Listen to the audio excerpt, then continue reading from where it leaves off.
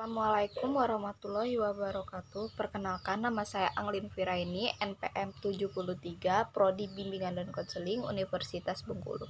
Nah, di sini saya akan menjelaskan salah satu materi dari mata kuliah kesehatan mental mengenai gangguan kecemasan.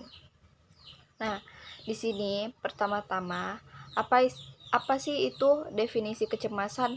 Nah, di sini definisi kecemasan itu berasal dari bahasa Latin yaitu agnostus, yang berarti kaku, dan anggo atau anci yang berarti mencekik. Nah, di sini ada beberapa menurut para ahli, salah satunya itu menurut Freud adalah fungsi ego untuk memperingatkan individu tentang kemungkinan datangnya suatu bahaya sehingga dapat disiapkan reaksi adaptif yang sesuai.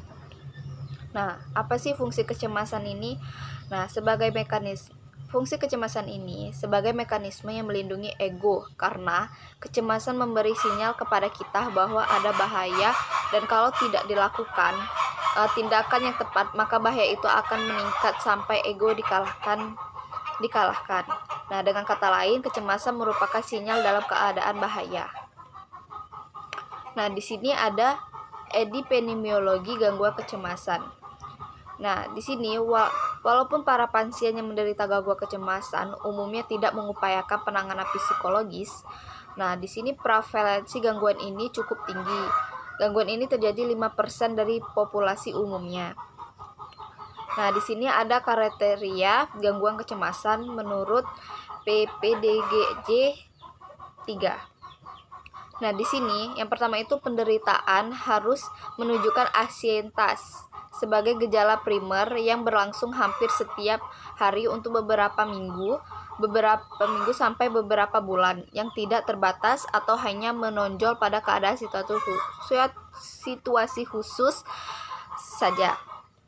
Nah, yang kedua itu ada gejala-gejala tersebut biasanya mencakup unsur-unsur yang pertama kecemasan, ketegangan motorik, overaktivitas, otomik, dan lain-lain.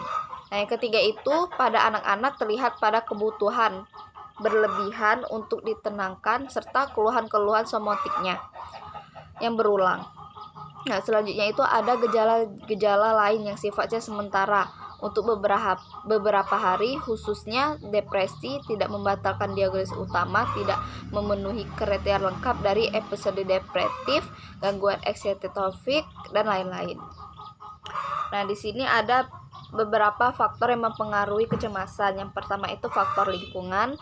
Nah, faktor lingkungan itu juga dibagi menjadi dua, yaitu lingkungan keluarga dan sosial. Nah, yang kedua itu ada faktor yang kedua itu ada faktor emosi yang ditekan. Jadi kecemasan yang terjadi ini jika seseorang dapat menemukan jalan keluar untuk perasaannya sendiri, apalagi jika menahan amarah dan rasa frustasinya, menjadi hal yang mengakibatkan kecemasan itu berlebih. Nah, yang ketiga itu ada faktor perubahan fisik. Nah, di sini pikiran dan tubuh senantiasa saling berinteraksi dan dapat menyebabkan timbulnya kecemasan.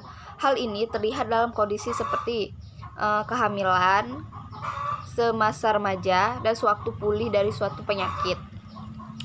Nah, di sini ada beberapa jenis-jenis kecemasan. Yang pertama itu kecemasan rasional, kecemasan irasional, dan kecemasan fundamental. Itu saja pendapat dari saya mengenai materi gangguan kecemasan. Mungkin itu saja yang saya jelaskan. Wassalamualaikum warahmatullahi wabarakatuh.